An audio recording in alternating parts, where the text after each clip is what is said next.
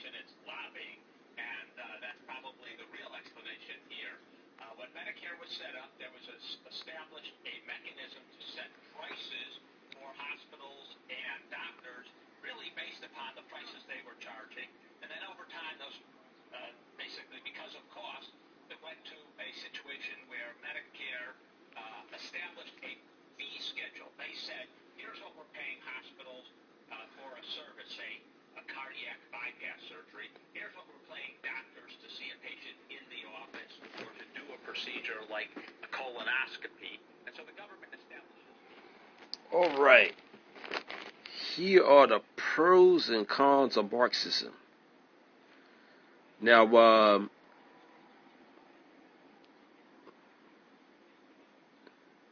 I think once black people know that there's no political system that benefits us,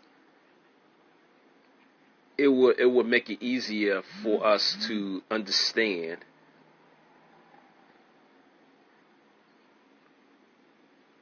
why everything is the way it is today. You know, while we can't attain generational wealth, and of course, it's not our fault. It's all by design, and the elites that create these political systems,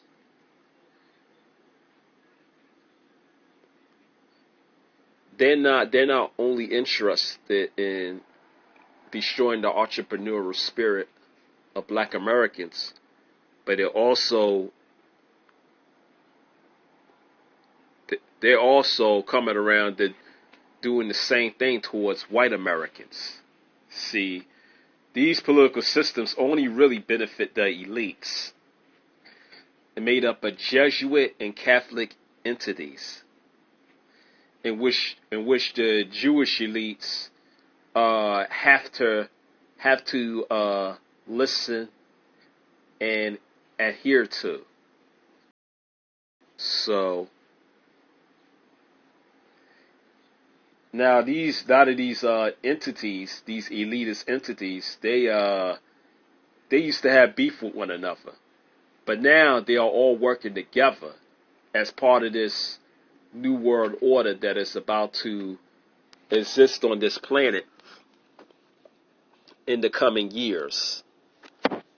And this COVID thing, or what some people will call this stupid 19 thing, is all part of it.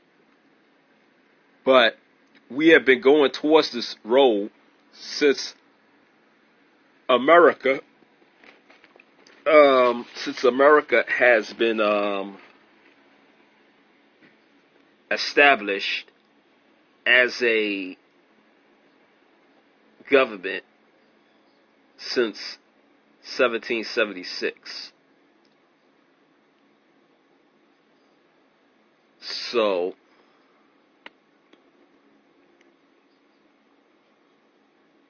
be that as it may,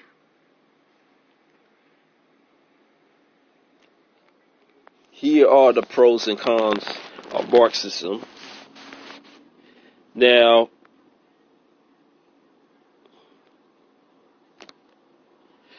the pros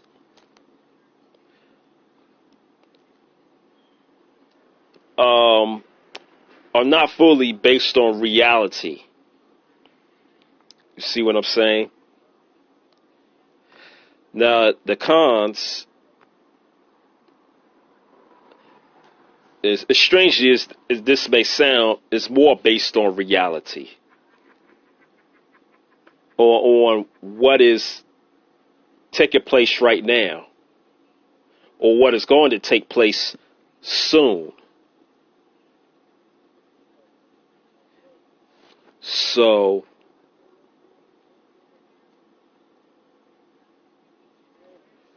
it's interesting how this is. but that's what it is. Okay.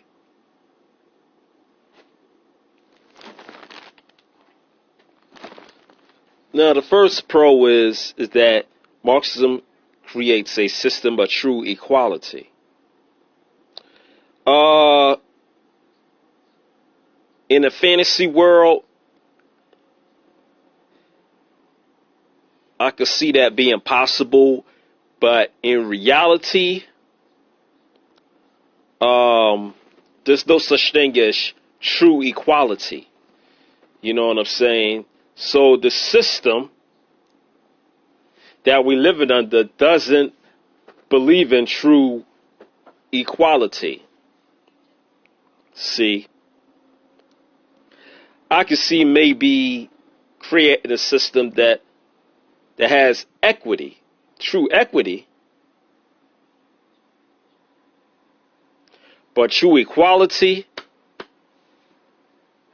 no, that's not possible, because each city and state and county has a different education system. Each city, state, and county has its own tax rate. Each city, state, and county has its own minimum wage. And there are other differences that each city, state, and county has that differs itself from one another. So a system of true equality really does not exist. It can never exist.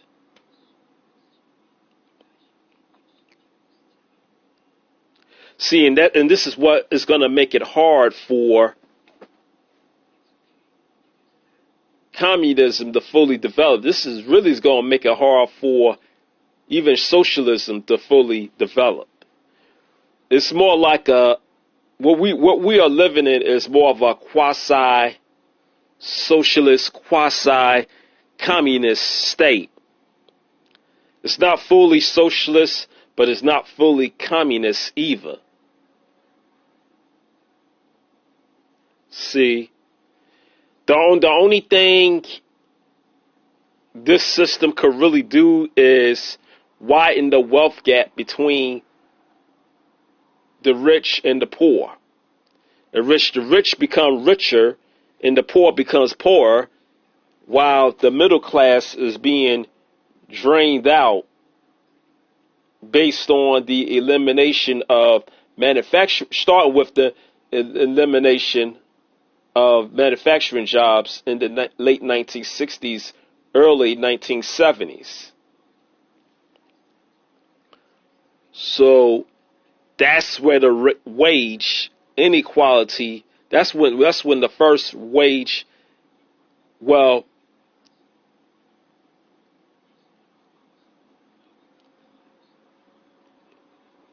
this is where the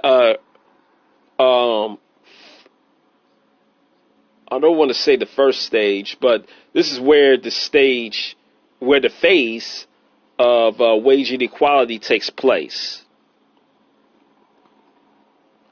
While blacks and whites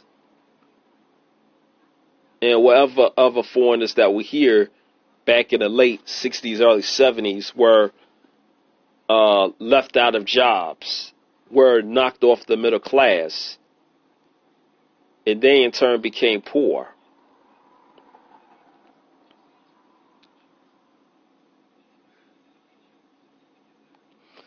So if America never had slavery, then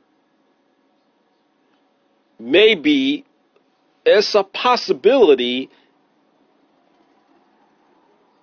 that, well, I wouldn't say a possibility. America would be more of an equitable nation. I wouldn't say more of an equality type nation, but more of an equitable type nation. As a matter of fact, let's define what equity is.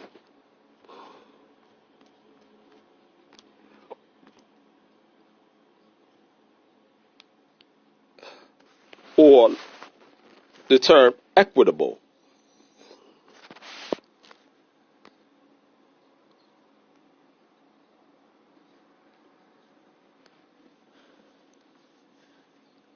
To be equitable is to have or exhibit equity, dealing fairly and equally with all concerned.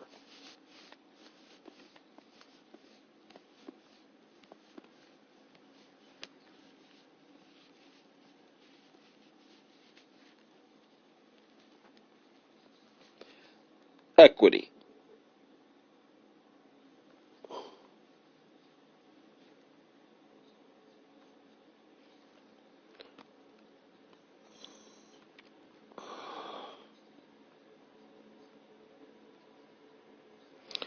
Okay, justice according to natural law or right, specifically freedom of bias or favoritism.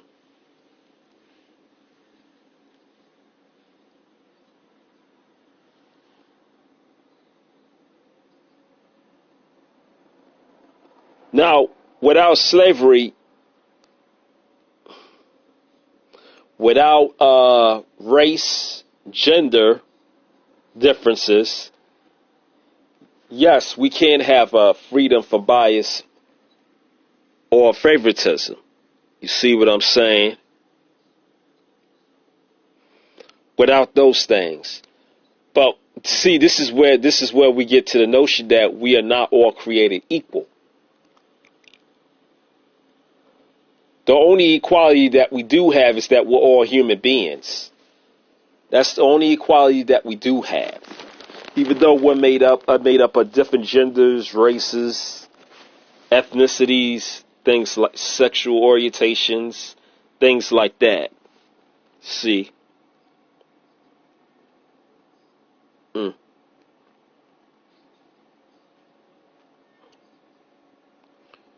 All right.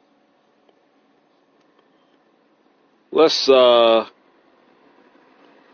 back to this here. So, a system of true equality does not exist.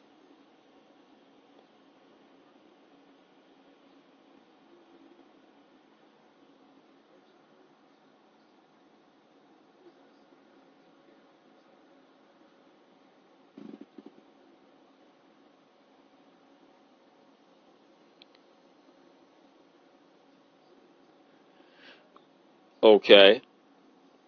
Next, pro of Marxism is that it protects the rights of unions.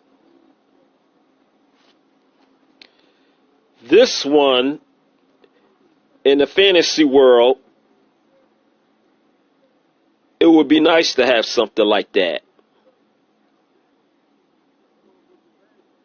But in the real world, this doesn't really exist either.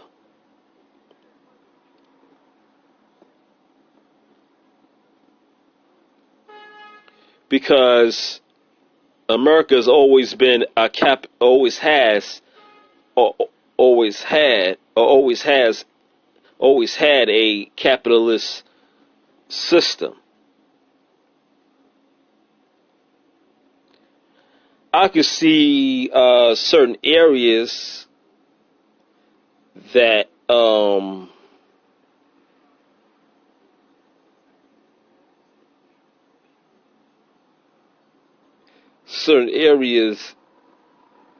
in that things could be more equitable, such as in healthcare,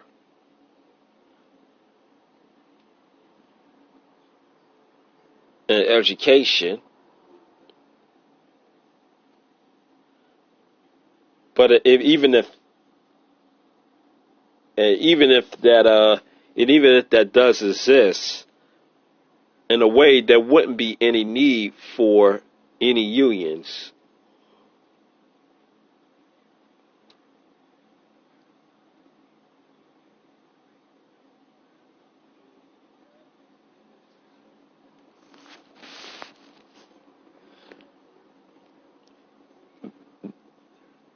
moving on. Debt is a rarity. Yeah, and this is under this one, under this pro, this goes into line with the modern monetary theory called MMT, or MMT as some people will call it, in which debt does not exist at all, because debt keeps you enslaved. Debt is what kept white people enslaved as indentured servants. Student loan debt is the thing that keeps young people enslaved, so they won't have their own place, so they won't become independent. See, the American government is designed where people are not allowed to become independent. Whether they're independent thinkers, whether they're economically independent, whether they're financially independent, America discourages independence. As much as they may not say so, their actions and the policies that they enforce discourages independence. We're not even allowed to have our entrepreneurial spirit in this country. We're not even allowed to have an entrepreneurial spirit. And the destruction of Black Wall Street is a starting indicator as to why Americans are not allowed to have an entrepreneurial spirit. They already destroyed that in Black Americans. They already destroyed that in Black America, period. Now they are moving on to white America. They don't want even white Americans to be to have a entrepreneurial spirit. They're trying to destroy that spirit from white Americans now, which is why a lot of your mom and pop businesses that are owned by white folks are being forced to go out of business.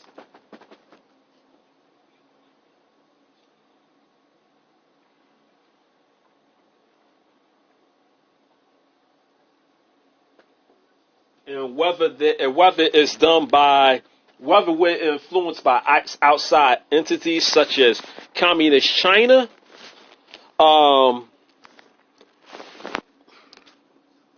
that or not, that's what's taking place. You know what I'm saying? So, and it's not really. I would say I would go far beyond communist China as the villain. It's these Jesuit and Catholic circles, Catholic entities. They should be the villain. They should be perceived as the villain as to why all this stuff is taking place. See, they're the ones who have a plan to keep us all in perpetual slavery. See? They're the ones who are causing division, divide and conquer, so on and so forth. The wealth gap between rich and poor. And it's getting wider and wider as time goes on.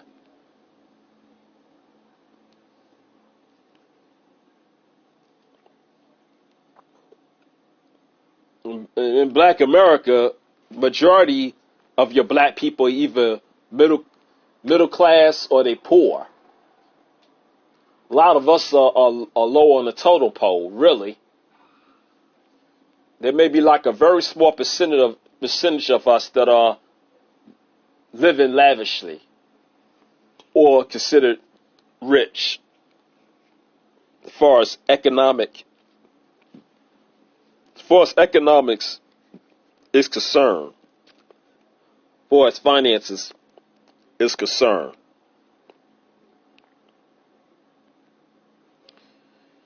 So yeah.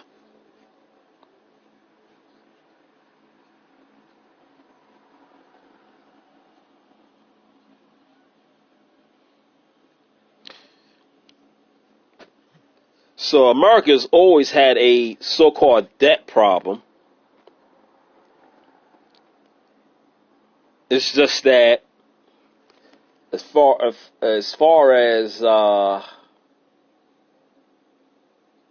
it's just the debt that they have created for us keeps us in perpetual slavery. And that's all by design. It's to keep us poor. It's like we're living in it's like we have a feudalistic economic system in which you have mostly serfs and slaves at the bottom. The serfs are your workers, of course, and your slaves are pretty much, the way I see it, are your people who who don't work, but yet get all this money from state and local government. All these benefits for state and local government, and that's all they're receiving.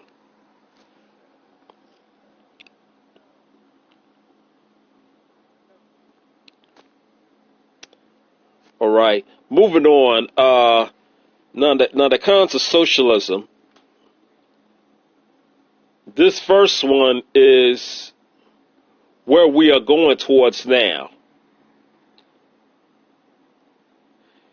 in which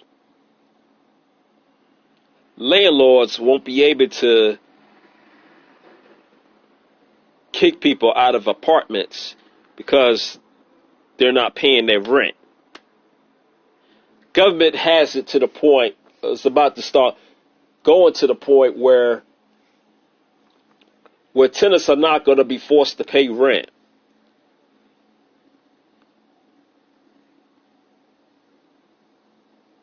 But the problem with that is that it doesn't help landlords. How are landlords going to get the money in order to pay for the maintenance, and if they want to do upgrades to the apartments or to the townhome communities and what have you? Now, if the government was to intervene and give landlords money paying tenants rent, then that's a different story. The landlords would have the funding in order to make any necessary maintenance and upgrade changes to their apartment and or townhome communities. But that's not what's taking place. And also, the eliminating the concept of private ownership is, the way I see it, which will kind of go into the third con, which is no opportunities for entrepreneurs. It kills the entrepreneurial spirit. Once you eliminate the concept of private ownership, in effect, you are killing the entrepreneurial spirit of the American people. And the only people going to end up having businesses are foreign people, in which foreign people will be placed economically and financially ahead of all of us Americans. And I think that's where we're going towards. That's where the elites want the U.S. government going towards. That is the end goal. Yeah.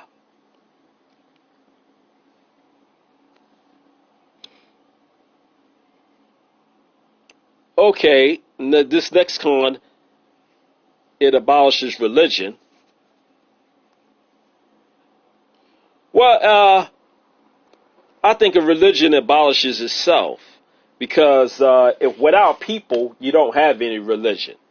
So if less and less people go into church, religion becomes less prevalent in people's lives, in which people are not going to be bound and controlled by something that is that can't be something that is inherently false. You know, Religion puts this false sense of control over people's minds, over people's spirits, so they can't be spiritually free. I think that's the purpose of why religion was even created in the first place.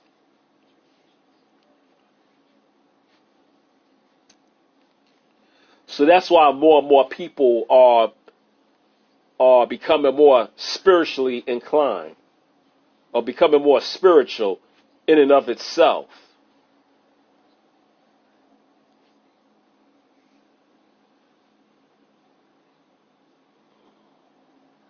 Which is something that the Catholic Church is having a problem with.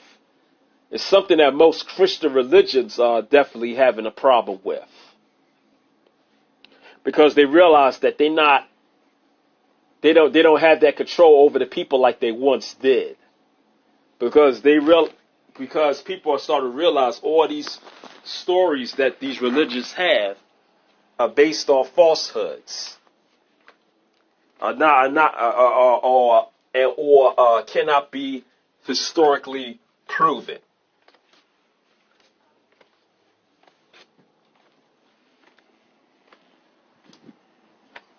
So that has nothing to do with our political system being created. A political system and the ideal. I mean, in reality, religion can only abolish itself.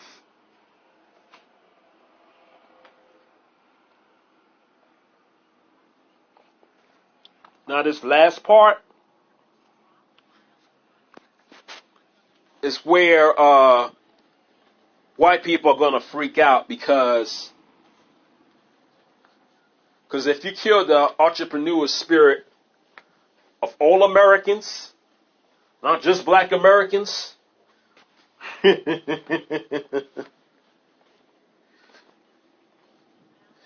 you're really not going to have too much of a nation left. You're really going to have a purge. That could lead into a purge, and that's what white people don't want. They don't want their entrepreneur spirit to be killed. But the way the American system is set up so they really don't want black people to have an entrepreneurial spirit. They want us to be the slaves, the worker bees, the serfs, so on and so forth. So that's the whole purpose.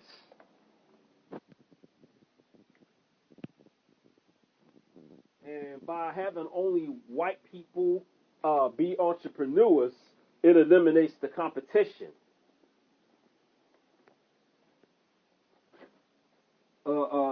White people could be competing with black people when it comes to entrepreneurship.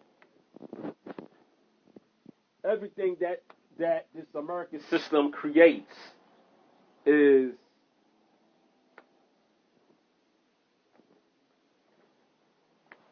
was created specifically for white people to benefit.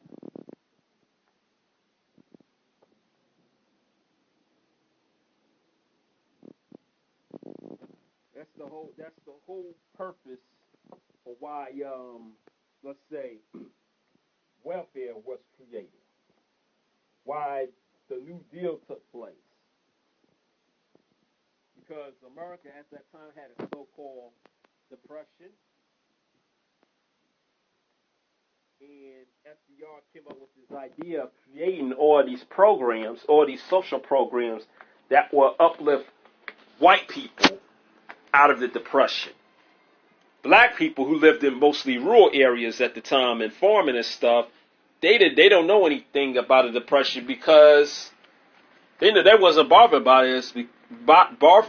the depression, because they have been living in it for a long time now.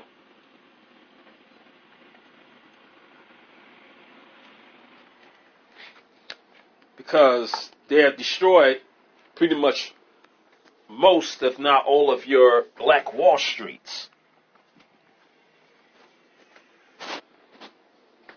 So all the thriving black communities that were created in the 1800s and the early 1900s, they were all destroyed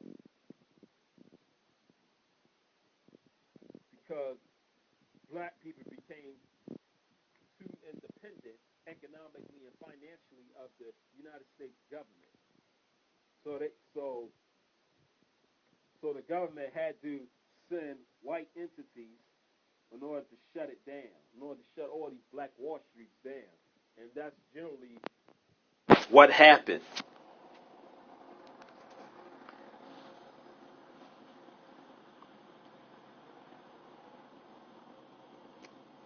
But yeah, this is pretty much why pretty much why white people are threatened by Marxism. Because it destroys white people's freedom, or this freedom of doing whatever they can to keep themselves afloat. They're not worried about what and how black people are living. That's as long as the black people keep their stuff over there.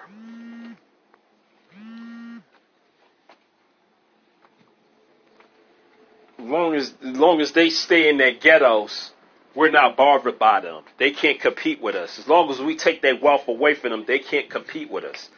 And that's what this system was created to do. To eliminate the black competition.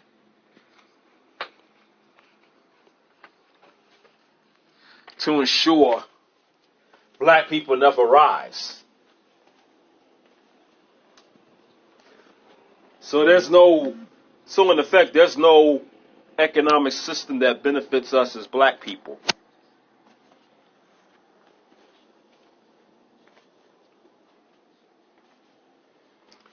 So the fear that white people have of Marxism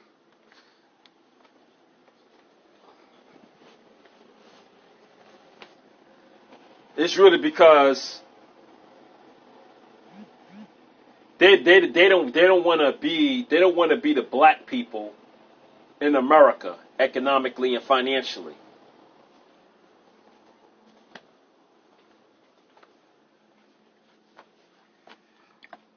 That's the only reason why they are against Marxism.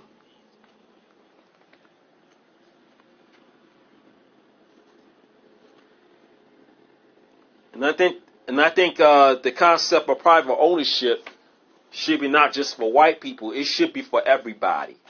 Everybody should have equity in order to compete in this nation. But we don't have equity in this nation. We definitely don't have equality. But we don't have equity either. So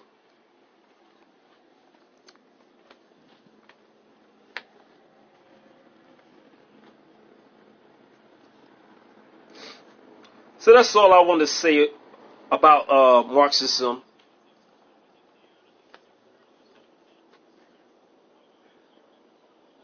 Yep, that's really all I want to say. But anyway, y'all be easy, and you will catch me in another video. And feel free to share this out. Until then, y'all take care. Peace.